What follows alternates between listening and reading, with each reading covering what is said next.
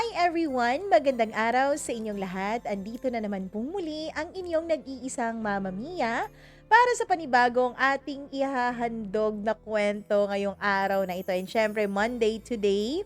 Sa mga nanonood ngayon, hello po sa inyong lahat. Sa mga nanood, nakinig ng ating sariling kwento, naway hindi kayo naumay dun sa kwento natin. Pero, rest assured na back to normal programming na po tayo. So mga letter nyo na naman ang ating babasahin. Ang inyo na namang mga kwento ang ating papakinggan. Syempre dito sa inyong paboritong programa, ang Dear Mama Mia. Nais kong magpasalamat sa lahat ng mga sumuporta sa atin, sa lahat ng mga nag-comment. Syempre, lalong-lalo na yung mga nag-subscribe, yung nag-click ng notification bell, 'di ba? Lalong-lalo na rin yung mga dati pang nag-aabang. Maraming salamat po. Yun talagang pinupuntahan talaga yung channel natin kapag hindi nagno-notify sa kanila. Pansin niyo yun? Paminsan-minsan parang late mag-notify si YouTube. So, may mga iba talaga na inaabangan yung channel natin. Refresh lang ng refresh. Maraming salamat po sa inyong lahat. Syempre, hello kay G. Joe Rose. Tama po ba ang pagkabasa ko? Hello, maraming salamat. Ayun, may mga ano raw siya. May mga nag-send na raw siya ng story a few months ago. Ay nako. Oo. Parang nakat daw yung story, ganun ba? O sige, tignan natin ha. Nakat ba yung story? Tignan natin. Anong story mo? Mag-email ka ulit. Hi kay Ami Ibanez. Maraming salamat. Duncan Reveal naman po. Wag na, may ano na yon, may pamilya na si Duncan. So, wag na natin pang distorbuhin o estorbuhin si Duncan. Delia Irinco, hello po. Ayan, maraming salamat. More power din sa'yo. Gimaras Girl, maraming thank you sa iyong pakikinig. Maria Makileng, ayun, from Tanza, Cavite, araw-araw raw nakikinig sa atin ang Disabilie Family. Maraming salamat. Morpins Vlog, thank you so much. Ayun, Linda Baguno, maraming salamat. Shout out daw sa asawa niyang si Rafael Binarao. Ayan, hello kay Pilyang Anghel, Ami Fahartin, Elvira Ragbo, maraming salamat. Sabi niya, ang landi pala ng lola namin. Di naman masyado, konti lang. Hindi naman ako masyadong malandi. Marilyn Manara, hello po. Maraming thank you. Gracie, Gracia, maraming salamat. Felicidad Mongkal, thank you so much po. Ayan, sana wag kang mainip, Felicidad, kasi nabasa ko na yung pangalan mo. Pasensya ka na ha. Kasi ito lang talaga ang tanging paraan para makapagpasalamat ako sa lahat ng mga nakikinig, syempre sumusuporta. Chazi Chai, Hong Kong Place, maraming salamat sa'yo. Hanggang ngayon daw, hindi ko pa siya nababati o nabati na kita. So, ayos na ba tayo? Dina Aliparo, maraming salamat. Hello kay Vic Manzanares, Judy Ann Casal. Ayan, maraming salamat. Catherine May Cabalhog, thank you so much sa'yo. Elisa Capil, Demilyn Daclizon, Leticia Karin. Ayan, maraming thank you, Leticia. Ox lang ako vlog. Ox lang ako. Hello sa'yo. Katuluyan ba kayo? Hindi ko alam. Charot. Colasio, hello po. Maraming thank you. Hello sa mga taga Chona Mini Hardware o yung Labrador, Pangasinan. Maraming salamat sa inyo. Christina Sison, thank you so much sa mga masusugid nating tagapakinig. Culasaw, maraming salamat. Avery 2360, ayun. Maraming salamat sa iyo. Mga OFWs natin sa Korea, thank you so much. Uzmak, thank you very much sa iyong pakikinig. LV Lapot, maraming salamat sa iyo. Darlene Mikutuan, thank you so much. Margie Lohong, Jocelyn Channel, maraming salamat. Mama Rinon, Honey Lee, ang daming nagko-comment, mukhang hindi natin mababasa lahat. Hello po, Rosie ni Iotora.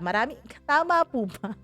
Hello sa iyo. Margie Lohong, thank you so much sa mga taga Hong Kong. Hello po. Mary Grace Londres, maraming salamat. Marilyn Castillo, thank you. Lori Anoyo, Juicy Malyari, Marilyn, maraming salamat again. Jenny V. Pineda, thank you so much. Ayan, ang dami nyo. Maji Tagwada, maraming salamat. Ayan, Happy April sa Monday as I will be celebrating my 36th birthday. Happy, happy, happy, happy birthday sa'yo, Mayet Cancio from Dumaguete City. Happy birthday. Today is her birthday. Maraming maraming salamat sa iyong suporta. Naway mag-enjoy ka sa maganda mong araw ngayong araw na ito. Charot lang.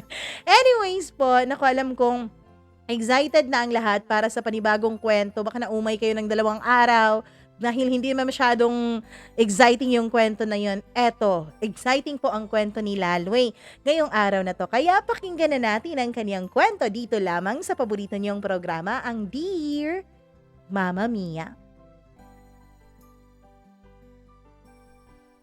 May mga bagay na kahit ayaw nating mangyari, pero kailangan nating tanggapin na nangyari. Mga bagay na ayaw nating malaman, pero kailangan nating matutunan. At meron ding mga tao na hindi natin kayang mabuhay nang wala sila. Pero kailangan natin silang pakawalan para na rin sa sarili nating kapayapaan. Dear Mama Mia, itago niyo na lamang ako sa pangalang Laloy. Isa po sa mga masusugid niyong tagapakinig at sa totoo niyan, Mama Mia, mula nung marinig ko ang mga kwentong iyong iniere, ay ilang ulit ko na rin pinag-isipan kung dapat ko bang i-share sa inyong programa itong kwento ko. Kung karapat-dapat ba ito sa panahon ng ibang tao. Pero naisip ko, Mama Mia, eto na rin siguro ang magiging saksi para sabihin natin na hindi lahat ng lalaki ay nagloloko. Mama Mia, bata pa lamang ako, ay sinanay na kami ng mga magulang ko sa hirap. Mahirap kasi talaga ang buhay namin. Hindi naman kami mayaman. Kaya lahat kaming magkakapatid ay tumutulong sa bukid. Lahat kami ay tumutulong sa mga gawaing bahay nang sa ganon ay mapagaan man lang ang dinadala at pinapasan ng aming mga magulang. Nadala namin yun hanggang sa kami ay lumaki. Kaya lang, Mama Mia, dahil nga sa hirap ng buhay, ay hindi po kami nakapagtapos ng pag-aaral. Yung iba kong mga kapatid na mas matatanda sa akin ay maaga pong nag-asawa. Mama Mia, 6 po kaming magkakapatid at 4 po ako. Yung 3 na mas matatanda sa akin ay nagsipag-asawa, hindi man lang tumungtong sa edad na 20. Yung ate ko na buntis, yung 2 kuya ko naman ay nakabuntis. Sa totoo lang, alam kong disappointed masyado ang mga magulang namin sa amin. Nakita kasi nila, Mama Mia, na para bang ang gustong gawin ng mga kapatid ko ay takasan ang aming sitwasyon. Kaya agad-agad silang nagsipag-asawa kahit ang babata pa. Ako naman, nakita ko talaga ang hirap ng buhay. Ang hirap ng mga kapatid ko, lalo na nung nagsipag-asawa na sila. Kaya sinabi ko sa sarili ko, hinding-hindi ako tutulad sa kanila, Mama Mia. Pahirap na nga ang buhay, mas gagawin ko pa bang mas mahirap? Kaya ang ginawa ko ay mas nag-focus na lang ako sa paghahanap ng trabaho.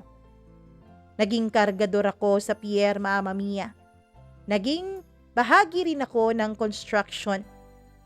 Pero lahat ng yun ay mga maliliit lamang ang kita. Hanggang sa isang araw, Mama Mia, ay nakita ko ang isa kong kaibigan. Kaklase ko siya dati sa elementarya. Uy, Laloy, dito lang pala kita makikita. Hanip ang katawan natin ngayon na banat na banat, sabi niya. Oo, pre. Paano? Wala namang ibang alam na gawain kundi ang magbanap ng buto, magbuhat, magkumpuni. Ganun lang ang alam ko eh. Alam mo naman, hanggang high school lang ang natapos ko. Loy, gusto mo bang sumama sa akin? Tanong niya. Sasama saan? Magpapainom ka ba? Hindi, Loy. Alam mo kasi, sa Maynila na ako nagtatrabaho ngayon. At isa akong gym instructor. Talaga? Oo. Alam mo, tutulungan kita. Sa ganda ng katawan mo at sa galing mong magbuhat, madali ka lang matuto. Tutulungan kita para makapasok sa pinagtatrabahuan ko. Alam mo, maganda ang kitaan doon. Pagkatapos may mga malalaki pang tip kapag maraming mga kliyente ang natutuwa sa'yo. Pagkasabi niyan noon, Mama Mia, ay naisip ko mabuti nga sigurong maging gym instructor ako. Kasi nga, mas maganda siguro ang trabahong yon. Hindi masyadong maalikabok, hindi masyadong mainit, at siguro ay hindi masyadong nakakapagod. Kaya naman pagka-uwi ko ng bahay kinagabihan ay kinausap ko ang mga magulang ko. Sinabi ko sa kanila, naluluwas akong Maynila. Nung una ay nagalit ang tatay. Ang sabi niya, pare-pareho lang daw kaming lahat na kanyang mga anak. Walang ibang gustong gawin kundi ang iwan sila. Tay, hindi naman ganun. Luluwas lang ako ng Maynila. Magtatrabaho ako doon, magbabanat ako ng buto para nang sa ganun may maipadala ako sa inyo dito. Sabi ko sa kanila. Mama Mia, hindi naging madali ang pagpapaalam ko sa mga magulang ko dahil sila po ay hindi naniniwala na mas maunlad ang buhay sa Maynila. Pero in the end, wala rin silang nagawa. Ako pa rin ang nasunod, Mama Mia, dahil buhay ko naman yon. Umalis ako ng baryo namin na may tampo sa akin, lalong-lalo na ang tatay ko. Pero hinayaan ko na yon. Sabi ko, babawi na lang ako, Mama Mia. Kaya naman, umalis ako kasama ang kaibigan kong si Fred. Napunta nga kami sa Maynila, Mama Mia. Sinama niya ako sa inuupahan niyang apartment. Hindi kalakihan ang apartment na yon pero maganda, maaliwalas at malinis. Kaya masasabi ko na maganda siguro talaga ang takbo ng buhay niya sa Maynila. Pareho kaming dalawa ni Fred na hindi nakapagtapos ng aming pag-aaral. Pareho kasi kaming hikahos ang aming mga pamilya. Mama Mia, dun din, pagdating namin ay tinuruan ako ni Fred ng mga bagay na dapat kong malaman. Kung paano makipag-usap sa kliyente, kung ano ang gagawin. Kinabukasan ay sinama niya ako sa gym na pinagtatrabahuan niya at inorient niya ako sa lahat ng mga equipments na nandoon. Paano yan? Wala naman akong mga training. Paano ako makakapasok bilang instructor dito? Naku pare, wala ka bang tiwala sa akin? Maynila tutol. Lahat kayang gawin. Lahat magagawa ng paraan. Antayin mo ako ha. Mamaya lalabas tayo. May kliyente lang akong aasikasuhin. Sabi niya. Ilang saglit pa, Mama Mia, ay nagantay ako sa kanya dahil may mga dumating na parang mga matatandang dalaga na nagji-gym. Siya ang nakuha nilang instructor. Nakita ko kung paano niya gabayan ang mga babaeng ito para nang sa ganoon ay maganda ang ayos ng kanilang katawan habang nagbubuhat o gumagamit ng mga equipment. Ganun pala ang trabaho ng gym instructor. Madali lang pala, sabi ko sa sarili ko. Pagkatapos niya ay nag-shower agad siya at sinama niya ako, Mama Mia, sa isang lugar na ang dami-daming tao. Isang lugar na para bang lahat ng tao ay abala sa kanilang ginagawa. Pumasok kami sa isang maliit na iskinita. Mama Mia, ilang pasok pa ng mga maliliit na iskinita ang ginawa namin hanggang sa makarating kami sa isang abandonadong bahay. Dito ba tayo? Tanong ko. Hindi, dun tayo sa harap niya. Nung lingunin ko ang nasa harapan ng abandonadong bahay na yon ay isang maliit na shop na may isang lalaking matanda sa labas na naglilinis ng mga sapatos. Anong gagawin natin dito? Hindi naman ako magpapalinis ng sapatos, Fred. Naku, Loy, kalma ka lang. Dito mo makukuha ang lahat ng credentials na pwede mong ipasa sa gym para nang sa ganun ay makapag-umpisa ka na. Kulang na kulang kasi kami ng gym instructor eh. Sabi niya. Hindi ko alam kung anong pinagsasabi niya, Mama Mia, pero sumunod na lang ako nung pumunta siya doon sa maliit na shop na yon. Lumabas kami na may mga papeles ng dala. Mama Mia, manghang-mangha ako dahil may mga seal pa talaga ang mga papeles na yon. Mga peking dokumento. Nakita akong nagbigay lang ng 2,000 si Fred dun sa babaeng kanyang kinausap. Ilang saglit pa ay binigay na sa kanya ang mga papeles na yon. Eto, Loy, wag mong iwawala to. Ito ang magiging puhunan mo dito sa Maynila. Sabi niya. Kinuha ko ang envelope, Mama Mia, kung saan naglalaman ng mga papeles. Iba't iba yun. Mga certificates, meron ding parang TOR o transcript of records. Hindi ko alam pero kinakabahan ako noon, Mama Mia. Hindi naman ako sanay na magsinungaling o manloko ng tao. Sa probinsya kasi, payak lang ang pamumuhay namin. Kaya hindi ako sanay sa ganitong kalakaran. Pagdating namin sa bahay ni Fred ay sinabi ko sa kanya na nagigilty ako. Ano ka ba, Loy? Hindi ka talaga mahuhuli niyan. Ako nga ganyan din ang ginawa ko. Anong gusto mong gawin? Bumalik ka sa probinsya natin? Maghakot ka ulit ng mga hollow blocks? Maghakot ka ulit ng gamit ng ibang mga tao sa pier? Yun ba ang gusto mo, Loy? Mama Mia, naisip kong wala naman siguro akong tatapakang ibang tao. Kaya pumayag na rin ako. Matapos ang 3 araw ay pinasa na nga ni Fred ang mga credentials ko. Wala pang 1 linggo, Mama Mia, ay tinawagan na ako at pinapasok na sa trabaho. Totoo ngang madali lang akong nakapasok. Mama Mia, masaya ako noon dahil kumikita na ako ng pera. Hanggang sa tumagal na nga ako sa trabaho na yon. Alam mo, Mama Mia, hindi ko alam kung pare-pareho ba ang mga gym. Pero sa amin kasi, marami po kaming sideline. Oo, isa sa mga sideline na yon, Mama Mia, ay ang magbigay ng kakaibang serbisyo sa aming mga parokyano, sa aming mga kliyente. Nakakahiyaman pong aminin, pero sumasideline po kami sa pagiging callboy. Alam ko na halos lahat ng gym instructor dun sa gym na pinapasukan ko ay ginagawa yun. Yun kasi ang sabi ni Fred. Ang sabi niya, Mama Mia, yun din daw ang dahilan kung bakit nagagawa niyang makapag-upa ng magandang apartment at nagagawa niyang bilhin ang mga bagay na gusto niya.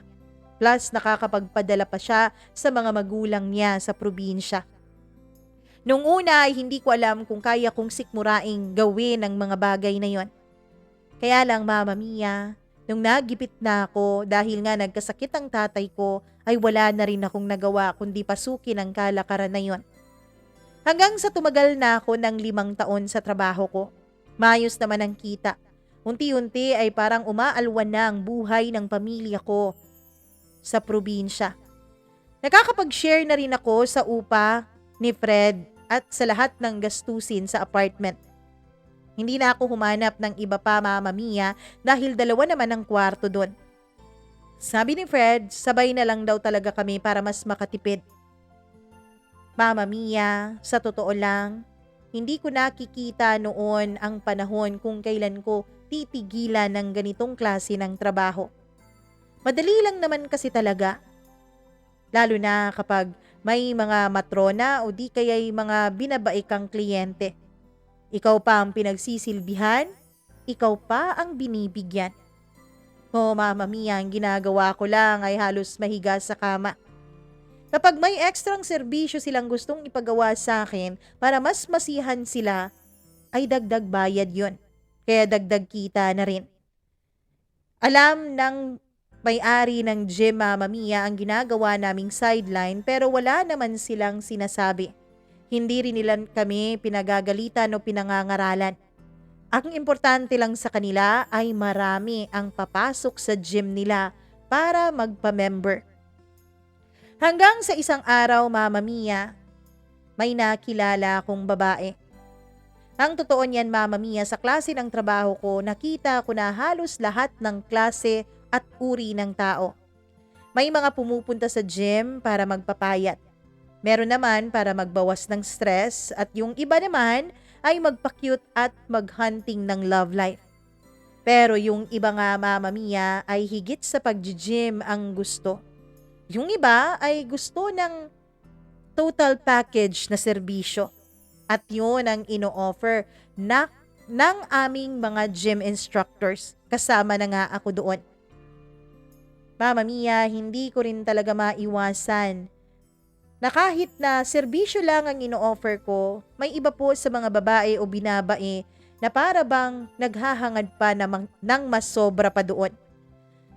Ako, Mama Mia, ay namimili po ako ng kliyenteng binibigyan ko ng extra service. Pinipili ko po talaga yung mga hindi maghahabol. Yun bang pang isang araw lang, pang isang serbisyo lang. Kapag umulit, okay lang. Basta wag maghabol at wag magkaroon ng espesyal na koneksyon. Pero Mama Mia, iba po si Myla. Naging customer ko sa gym. Isa po siyang bank teller pero hindi niya sinabi kung saang bank siya exactly nagtatrabaho. Pag nagpupunta kasi siya sa gym ay naka-outfit na siya, Mama Mia. Alam kong may kaya siya sa buhay dahil kitang-kita yun sa kutis niya. Masyado siyang makinis, para bang walang ni anumang mantsa ang kanyang kutis.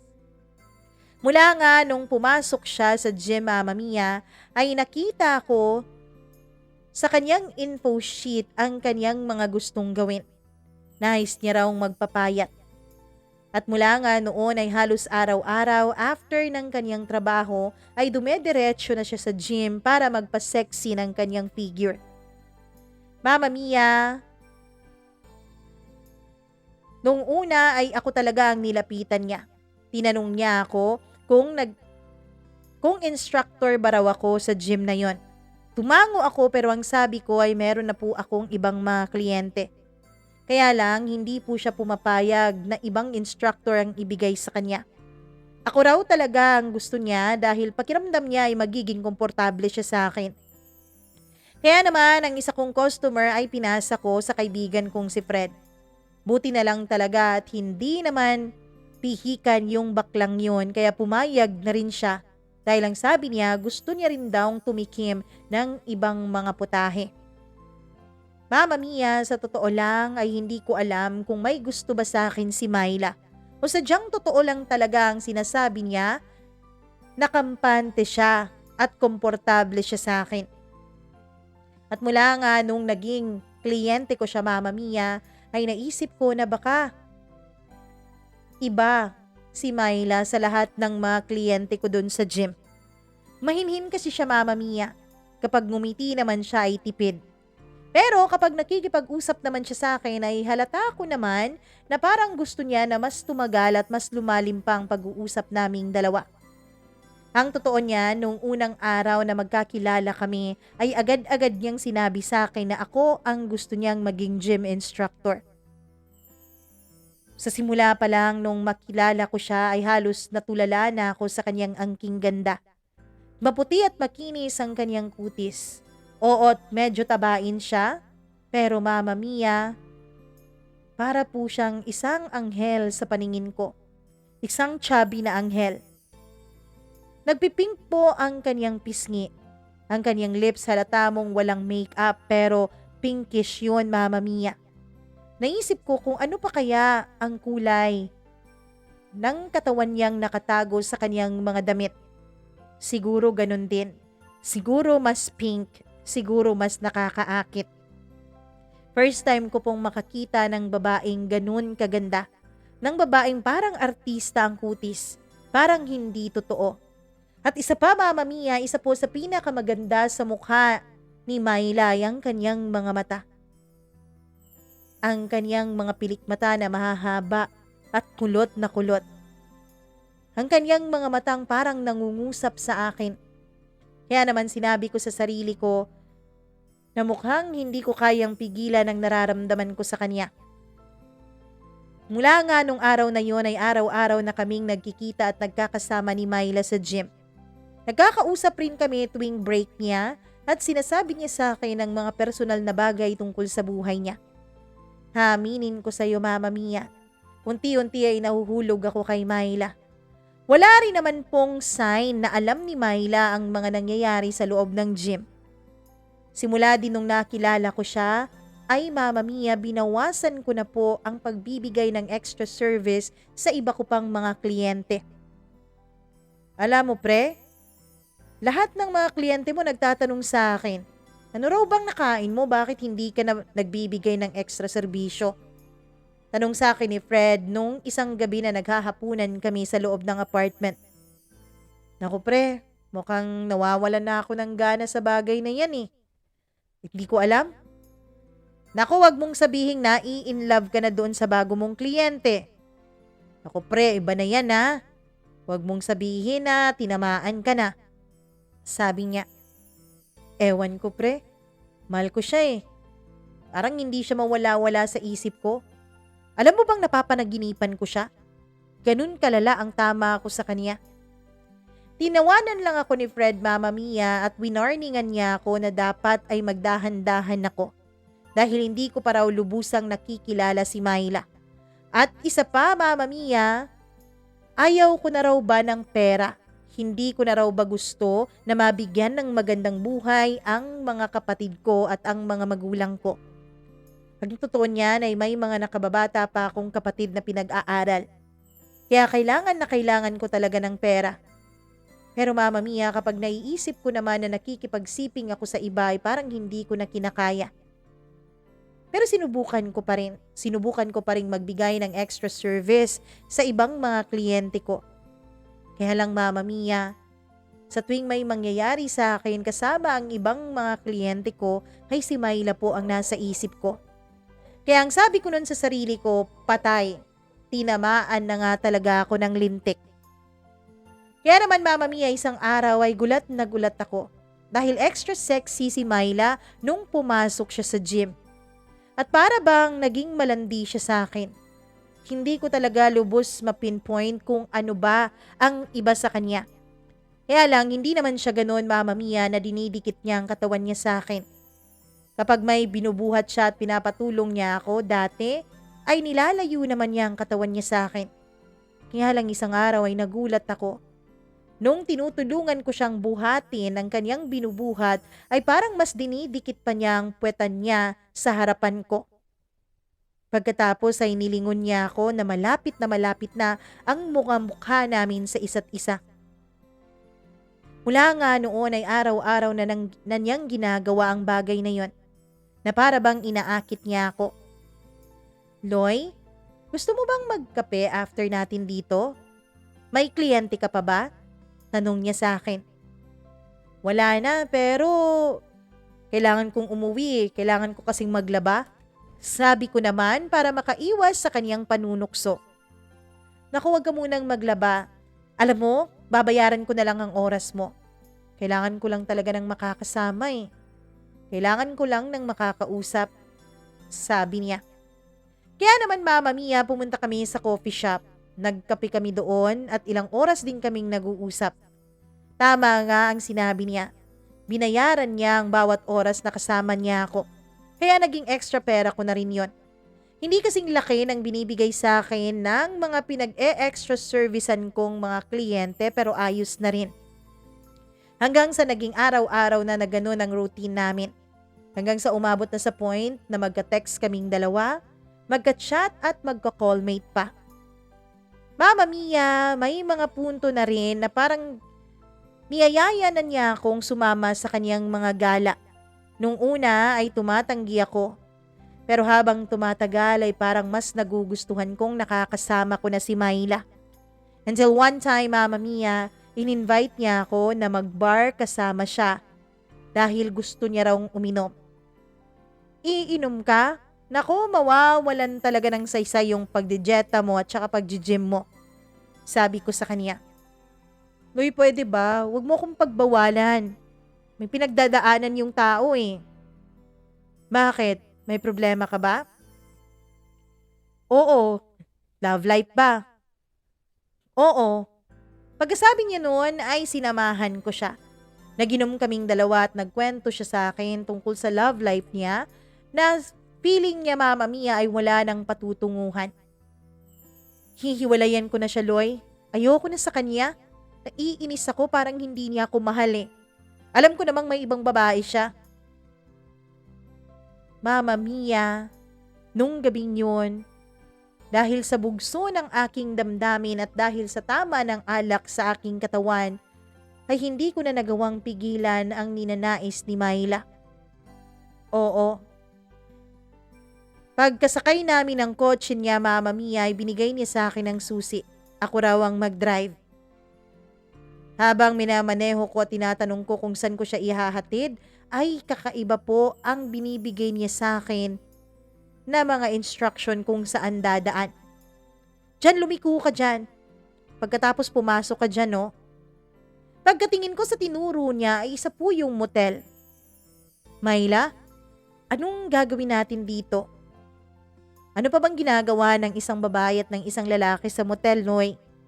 Huwag kang magmaang-maangan dyan. Alam ko naman na gusto mo rin to. At alam ko naman na alam mong gusto kita. Pagkasabi niya noon ay nagkaroon ako ng lakas ng loob para pumasok nga sa garahe ng motel na yon. Mama Mia, agad kaming itinuro ng bellboy kung saan ang kwarto namin. Drive-in motel po kasi ang pinasukan naming dalawa. Pagkapasok pa lang namin ay agad niya akong sinunggaban ng halik. Ako naman, Mama Mia, ay hindi na rin nagpapigil pa. Hinalikan ko siya. Gumanti ako ng halik sa kanya.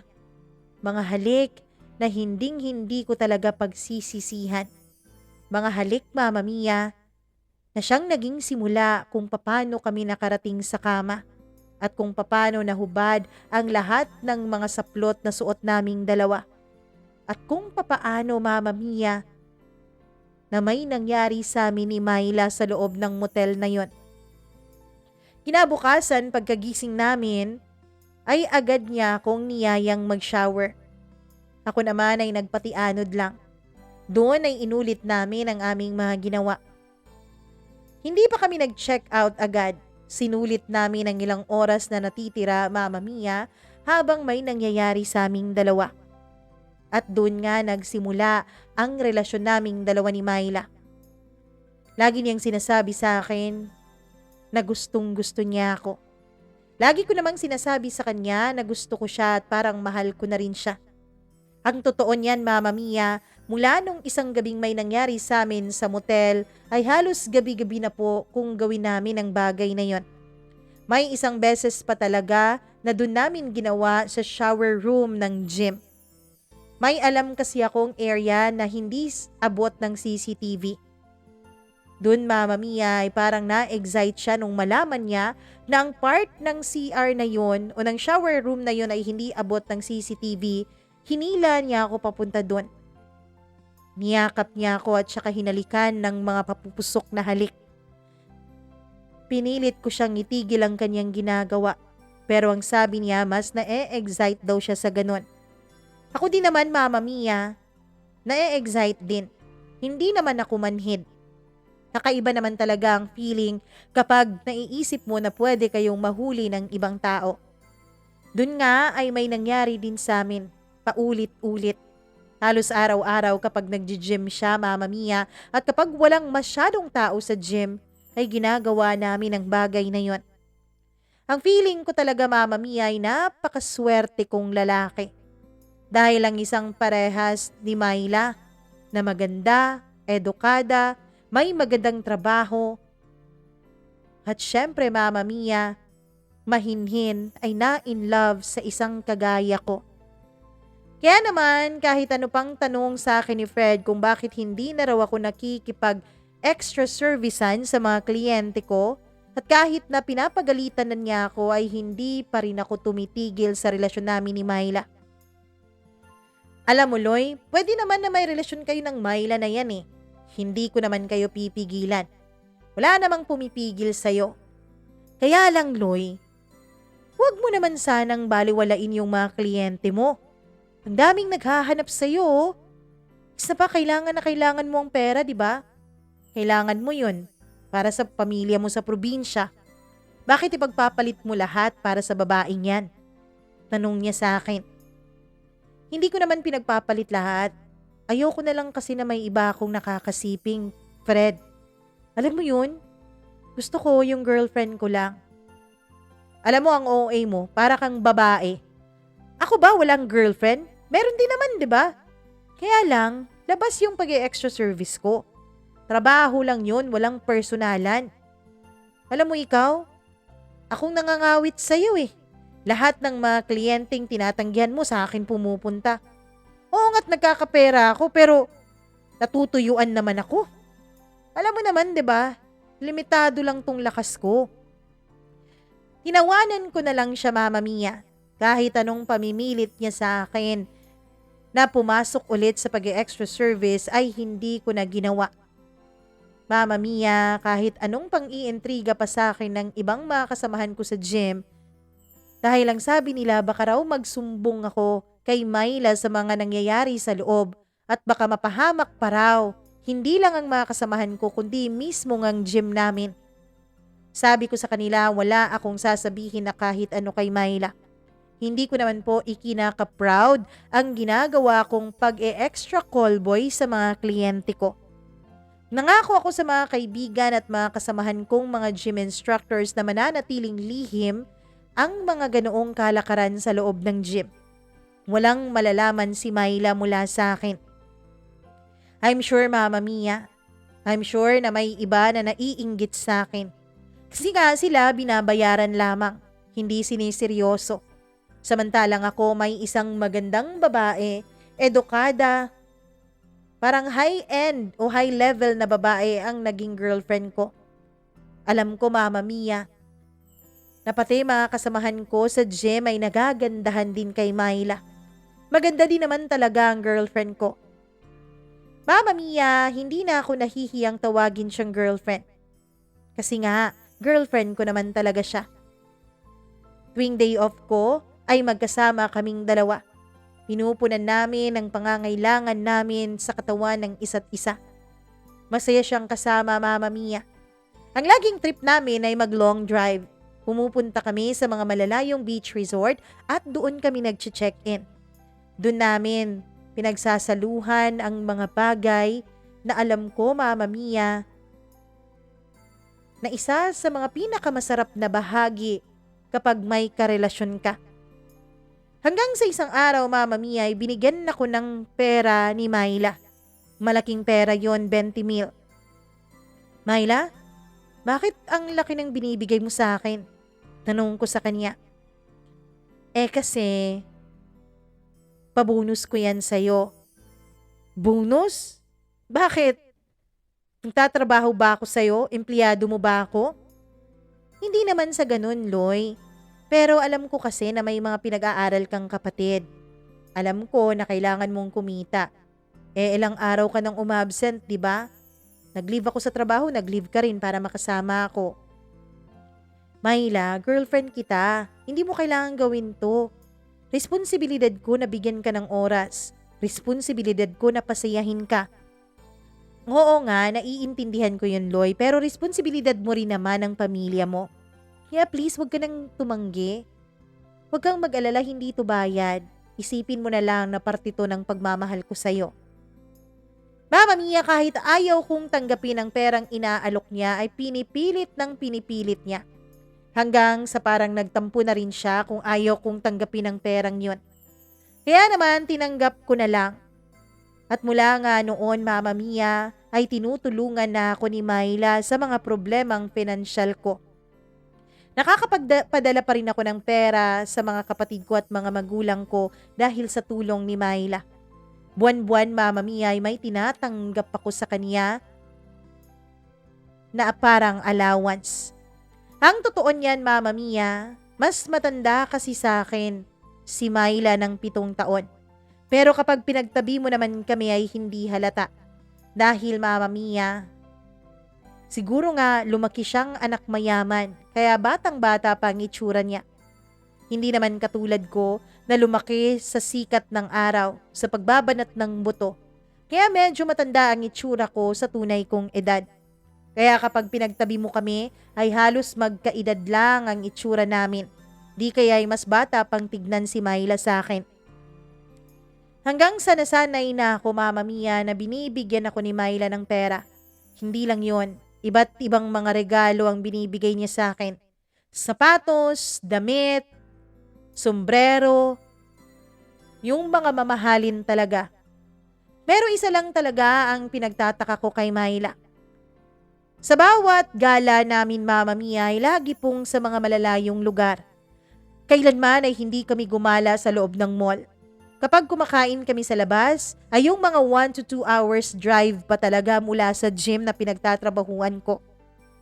Isang araw ay tinanong ko na siya noon, bakit ayaw niya na mag-mall kaming dalawa? Bakit? Ano bang gusto mo sa mall? Ano bang gusto mong gawin doon? Gusto mo bang mag-malling? Alam mo, para kang babae, Loy. Gusto mong mag-window shopping, ganon? Sabi niya sa akin na halatang binabago niya ang topic. Hindi naman sa ganon. Pero parang nahihiya ka yatang makitang kasama ako. Loy, hindi kita kinakahiya. Hindi lang talaga ako ang babaeng mahilig mag-mall. Akala mo ba sa mall ko nabibili yung mga binibigay kong regalo sa'yo? Hindi no, pinapabili ko yan sa kaibigan ko. Ayoko kasi talaga ng mall, masyadong maingay, masyadong maraming tao.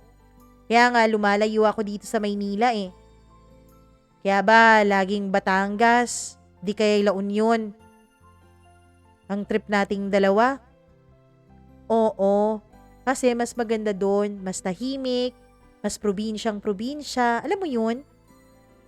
Kaya please, wag mo na akong pilitin na mag-mall tayo ha. Manood ng sine ayaw mo? Hindi ako mahilig sa movies doy eh. At saka bakit pa tayo manunood dun sa sinehan? Pwede naman na sa bahay. Sabi niya. Mama Mia, pinapapunta kasi ako ni Myla sa kanyang apartment.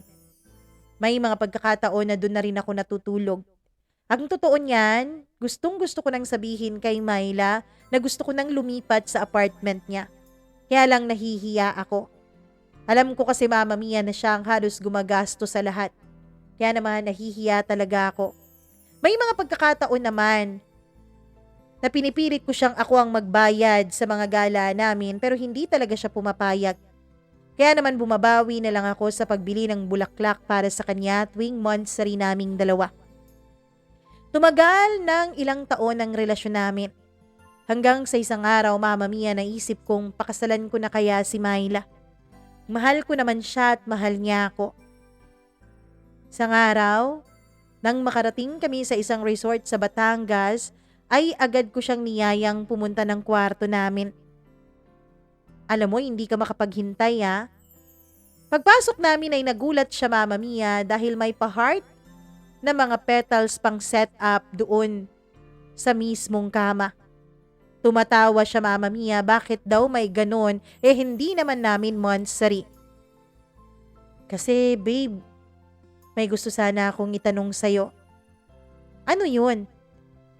Bigla akong lumuhod Mama Mia at kinuha mula sa bulsa ng pantalon ko ang singsing na binili ko para sa kanya.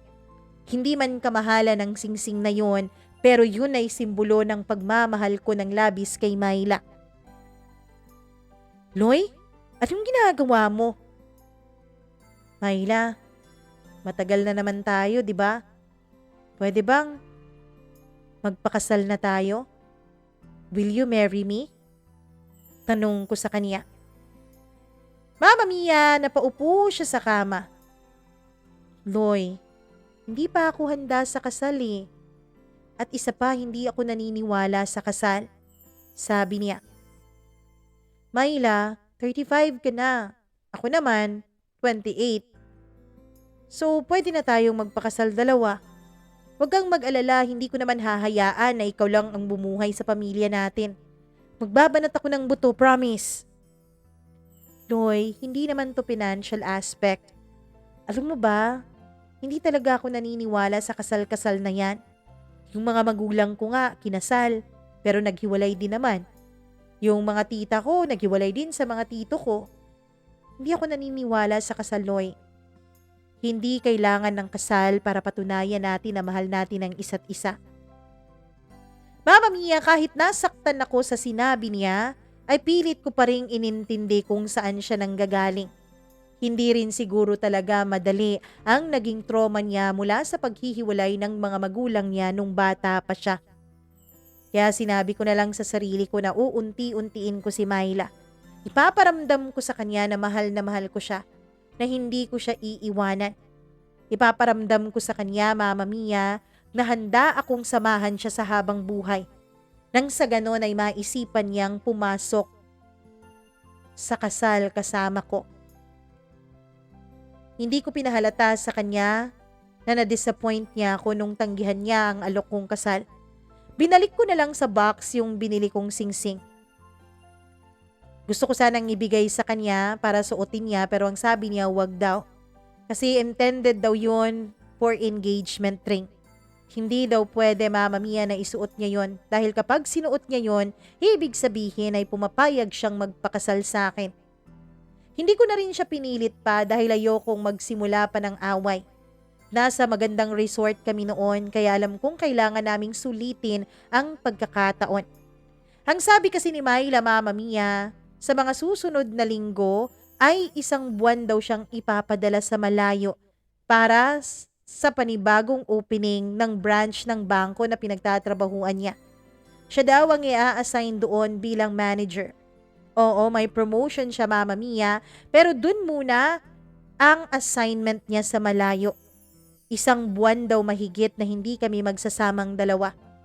Kaya naman kahit nasasaktan ako sa loob-loob ko, kahit na gustong-gusto ko siyang tanungin tungkol sa mga bagay-bagay tungkol sa kasal ay pinigil ko na lang ang sarili ko.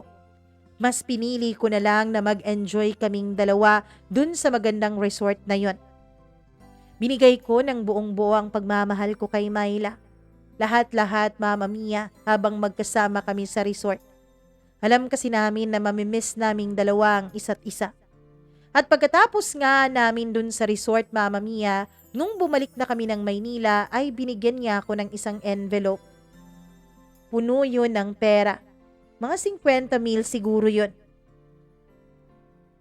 Babe, hindi mo naman kailangan gawin to. Loy, gusto kong gawin yan. Kaya please lang, wag ka nang magreklamo, okay? Tanggapin mo na lang. Mahal kita eh. Isa yan sa mga love language ko kaya masanay ka na. Sabi niya. Kahit na ayaw ko Mama Mia ay kailangan na kailangan ko noon ng pera dahil magtutuition na rin ang 2 kong kapatid. Kaya tinanggap ko na lang ang pera na yon. Kinabukasan ay nagkita ulit kami sa apartment ni Myla at doon Mama Mia ay pinagsaluhan namin ulit ang aming pagmamahalan. Yun din ang huling araw na magkasama kami dahil pinadala na nga siya ng branch nila sa ibang lugar. Mama Mia, sa mga unang araw na magkahiwalay kami ni Myla ay panay pang tawagan namin. Panay pang text namin at chat. Pero nung 2 araw na ay naging madalang na yon. Kapag tinatawagan ko siya ay out of coverage area na ang number niya. Inisip ko na lang na siguro nga ay masyado siyang busy sa trabaho. Alam ko naman na hindi talaga madali ang trabaho niya lalo't iba naman ng mga kasamahan niya doon. Mama Mia, gabi-gabi naman bago matulog ay tinatawagan ako ni Myla. Kuminsan ay tinitext o chinachat na lang. Hanggang sa nasanay na lang ako. Matapos ang 2 linggo na magkahiwalay kami, ay miss na miss ko na talaga siya. Kaya naman Mama Mia, ang ginawa ko ay nagmalling na lang ako. Sabi ko kay Fred ay samahan niya akong manood ng sine. Pero ayaw niya dahil may kliyente daw siya nung araw na yon. Kaya naman ako lang ang mag-isang pumunta doon. Nanood ako ng sine, kumain sa labas ng ako lang. Sabi kasi ni Fred ay kailangan kong aliwin ang sarili ko habang wala pa si Myla. Pero hindi ko alam Mama Mia, ang pagpunta ko pala sa mall na yon ay ang magiging dahilan kung bakit at kung papaano ako magigising sa katotohanan. Sa katotohanan na hindi pala lahat ng nakikita ko ay totoo. Na hindi pala lahat ng pinaparamdam sa akin ni Myla ay tunay. Mama Mia, katatapos lang noon ang palabas na pinapanood ko. Palis na sana ako sa mall nung may makita akong babaeng pamilyarang figure sa akin. Sinundan ko siya dahil parang kilala ko ang babaeng yon. Hanggang sa muntik ko na nga siyang malapitan pero may lumapit sa kanyang isang lalaki. Kahalikan niya ang lalaking yon, Mama Mia. At nung lumingon sa direksyon ko ang babae, ay kitang-kita ko kung sino yon. Walang iba kundi ang girlfriend ko na nasa probinsya ko na si Myla. Lalapitan ko sana sila nung may ibang mga taong lumapit sa kanila kaya hindi na lang ako nag-aksaya ng panahon. Gusto kong kumprontahin si Myla. Gusto ko siyang i-text Mama Mia pero hindi ko ginawa. Ayoko kasi na pangunahan ng lahat. Gusto ko na kapag kinumpronta ko siya ay yung harap-harapan na. Kaya naman naisip ko Mama Mia, hindi siguro talaga umalis si Myla dun sa Maynila. Baka na sa kanyang apartment lamang siya. Kaya dun ako dumiretso. Hinantay ko siya doon Mama Mia sa labas ng kanyang apartment. Pero walang Myla na dumating. Kinaumagahan ay nakita ko ng kanyang kapitbahay. Na siya rin namang kanyang landlady. Oh, Laloy, anong ginagawa mo dyan sa labas? Ate, inaantay ko kasi si Myla. Hindi pa dumarating eh. Naku, hindi na talaga darating yun. Hindi mo ba alam? Akala ko nga nagsama na kayo sa apartment mo eh. 3 linggo na ang nakakaraan. Mula nung nagpaalam siya sa akin dahil hindi na raw siya babalik dito. Talaga po? Bakit po? Yun naman talaga ang usapan namin. 6 na buwan lang siya, yun lang ang kontrata niya. 6 na buwan? Akala ko po matagal na siyang nakapag-upa dito. Naku, hindi. Hindi siya matagal dyan. Mas matagal pa nga siguro yung relasyon ninyong dalawa kaysa sa pag-upa niya dito sa apartment ko eh. Mama Mia, dun may labis talaga akong naguluhan. Kaya wala na akong ibang nagawa kundi i-dial na ang numero ni Myla. Kaya lang Mama Mia, out of coverage area pa rin siya. Hindi pa rin niya sinasagot ang mga text ko. Tinatanong ko kung nasaan siya. Hanggang sa isang araw, Mama Mia, ay parang pawis na lumapit sa akin si Fred at hinila ako sa isang sulok ng gym namin. Pare wag kang mabibigla ha. Ano ba yun, Fred? Tanong ko. Yung chika babes mo, yung Myla? Bakit? Anong tungkol kay Myla? Kinakabahan ako Mama Mia habang humihingal siya at parang hindi pa masyadong makapagsalita. Fred, anong tungkol kay Myla? Ulit ko sa tanong ko. Sandali lang naman. Gusto ko munang huminga. Tumatakbo ako papunta dito eh. Oo, ngayon, anong tungkol kay Myla? Tanong ko ulit. Kilala mo si Cherry? Yung bago kong kliyente? Yung Chinita. Oh, bakit? Kaibigan pala niya si Myla. At kaibigan niya rin yung asawa ni Myla. Asawa? Tanong ko. Oo, pre. Asawa. Matagal na palang may asawa yung Myla na yan. Matagal na palang kasal. Kaya pala siguro humindi at tumanggi nung inalok mo ng kasal kasi hindi na siya pwedeng magpakasal kasi nga kasal na siya. Paulit-ulit niyang sabi Mama Mia. Hindi ko alam kung anong naramdaman ko noon. Parang namanhid ang buo kong katawan. Bigla akong naghanap ng mauupuan dahil feeling ko ay matutumba ko anumang oras. Buti na lang talaga Mama Mia at hindi ko sila nilapitan nung nakita ko sila sa mall. Dahil kapag ginawa ko yon, ako palang mas mapapahiya.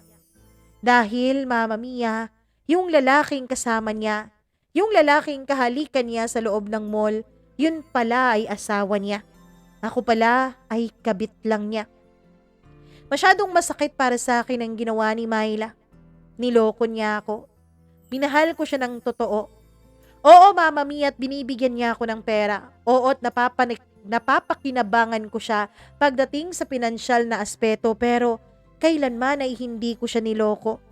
Kailanman ay hindi ako nagkunwari tungkol sa nararamdaman ko sa kanya. Minahal ko siya ng totoo. Mama Mia, nung tinanong ko yung kaibigan ni Myla na si Cherry, dun ko nalaman na Seaman pala ang asawa ni Myla. Matagal na pala silang dalawa. At may 2 na silang anak, Mama Mia, na nasa pangangalaga ng mga magulang ni Myla. Si Myla pala ay nandito lamang sa Maynila para sa trabaho niya. At dahil ayoko talaga ng gulo, Mama Mia, kahit mahal na mahal ko pa si Myla, ay tinanggap ko na lang sa sarili ko na hinding-hindi siguro ako magiging bahagi ng buhay niya dahil isa lang pala akong hamak na kabit. Ginawa niya akong kabit ng lingid sa aking kaalaman. Mama Mia, ang totoo niyan ay blinak ko na ang number ni Myla. Hindi ko na rin siya kinokontak.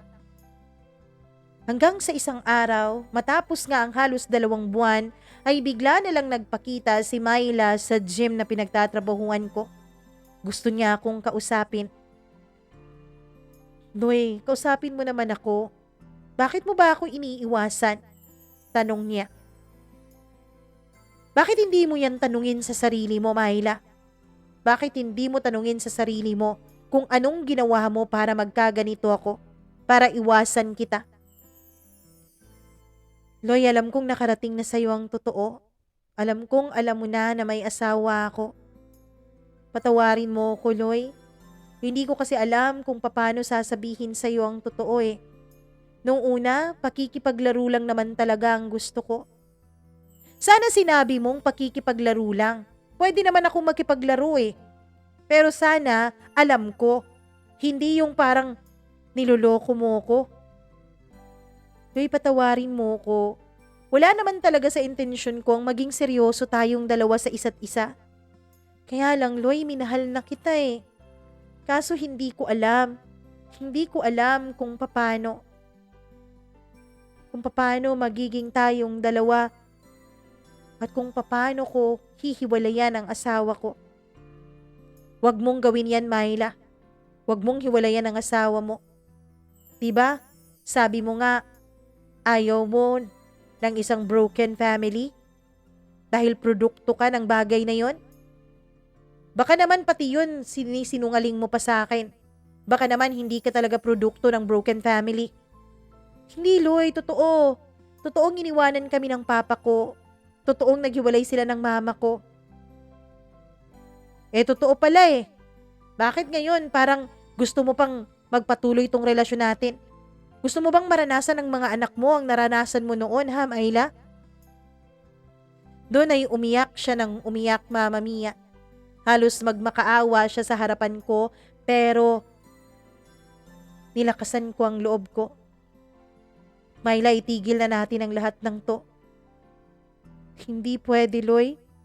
Hindi natin to pwedeng itigil. Bakit? Kasi, Loy, buntis ako. Buntis ako. At ikaw ang ama. Kasi, magdatatlong buwan na tong tiyan ko eh. Yung asawa ko, magdadalawang buwan pa lang naman na nandito. At anong gusto mong gawin ko? Panindigan ko ang batang yan? Para magkanda leche-leche ang buhay nating pareho? Loy, huli na ang lahat. Alam na ng asawa ko ang totoo. At dahil doon, hiniwalayan na niya ako. Kaya ako nandito eh. Kasi pumunta na siya sa babae niya. Mama Mia, nung una ay pinapaalis ko talaga si Myla. Ayoko talaga na maging kabit niya ako. Kaya lang, Mama Mia, nung malaman ko ang tungkol sa kanyang pagbubuntis at anak ko pa talaga ang pinagbubuntis niya, ay wala na rin akong nagawa pa. Ayokong lumaki ang anak ko nang walang kinikilalang ama. Kaya naman pinagpatuloy namin ni Myla ang relasyon namin. Nagsama na kami sa isang maliit na apartment.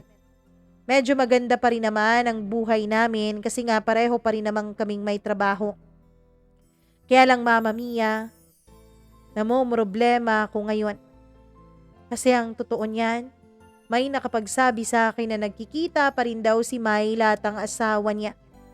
Kapag tinatanong ko naman si Myla ay dahil lang daw yun sa mga bata. Sabi ko, bakit hindi na lang dederetsyo sa mga magulang niya o sa ina niya? Yung kanyang dating asawa dahil nandun naman ang mga anak nila. Pero ang sabi niya, Mama Mia, kahit kailan daw ay hindi na mapuputol ang koneksyon nila dahil sa mga bata.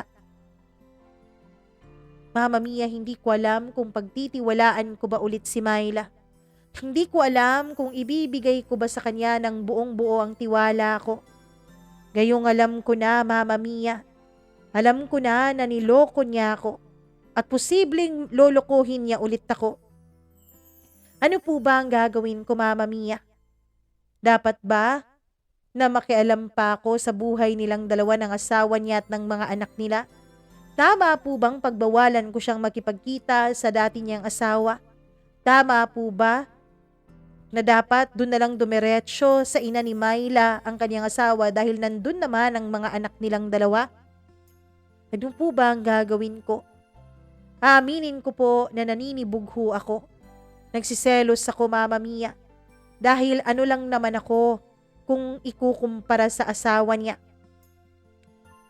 Ano lang naman ako na isang gym instructor lang naman.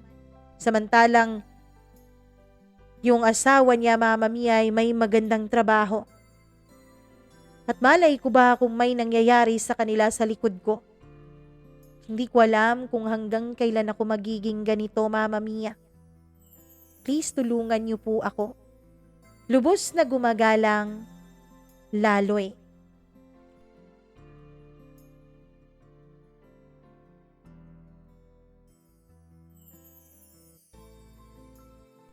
Laloy, Laloy, Laloy. Hindi talaga magiging payapa ang pagsasama niyong dalawa ni Myla dahil una, kahit anong gawin natin, Loy, kung hindi pa annulled ang kasal nilang dalawa, kabit ka pa rin at kabit pa rin yung babaeng kinakasama ngayon nung asawa ni Myla kung meron man. Kasi nga, sa mata ng Diyos, kasal pa rin kayo. Sa mata ng mga tao, kayo pa rin. Kasal pa rin si Myla at ang asawa niya. Sa mata ng mga tao, sila pa rin dalawa ang mag-asawa. Kaya naman, ang nararapat mong gawin ay kausapin mo si Myla. Para sa akin, kausapin mo siya, itanong mo kung anong plano nila sa kasal nilang dalawa ng asawa niya, kung may plano ba silang magpa-annul, at kung meron silang planong magpa-annul, sana wag mo na kayong magsama ni Myla. Kasi, para sa akin, pasensya na po sa mga maaapakan nitong opinion ko, pero para sa akin ay nagsasama pa rin kayong dalawa sa kasalanan. Kasi nga, kasal pa rin yung babaeng kinakasama mo. Ayusin muna ni Myla yung buhay niya, ayusin niya muna yung kasal nilang dalawa ng asawa niya at kapag maayos na yun, kapag annulled na, pwede na kayong dalawang magsama. Siguro naman, alam na ng asawa niya ang tungkol sa anak ninyong dalawa, 'di ba? Kaya, umalis ka na muna. Paano kapag, 'di ba? Paano kapag nagsasama kayo ni Myla tapos magkatotoo yung mga ino-overthink mo na baka may nangyayari sa kanila, baka magkabalikan sila, is mas lalo kang masasaktan. Mas mabuti yung hindi kayo nagsasamang dalawa para hindi ka masyadong ma-attach emotionally sa kanya. Para magkaroon ka pa rin ng buhay ng sarili mo. Para kahit anong mangyari, kakayanin mo pa rin tumayo sa sarili mong mga paa. Loy, kausapin mo si Myla. Maghiwalay muna kayo ng bahay as of now kasi hindi talaga maganda kapag nagsasama kayong dalawa. Hindi magandang tignan at lalong hindi maganda sa mga mata ng Diyos. At kung sino man sa inyo na nakikinig ngayon, kung meron kayong sarili nyong opinion para sa kwento ni Laloy, please do share po. Comment lang kayo down below and syempre i-share ang video ni Laloy, ang kwentong to at i-like. Mag-subscribe na rin kung hindi pa kayo nakapag-subscribe. I-click ang notification bell para lagi kayong updated sa tuwing may bago tayong video na i-upload. At kung may mga kaibigan kayo na posibleng magustuhan ang mga ganitong uri ng content, please do share this video to them and please ask them to subscribe. Maraming salamat po sa inyong pakikinig. Ako po ang nag-iisa ninyong Mama Mia. Dito lamang sa paborito niyong programa. Magandang araw sa inyong lahat.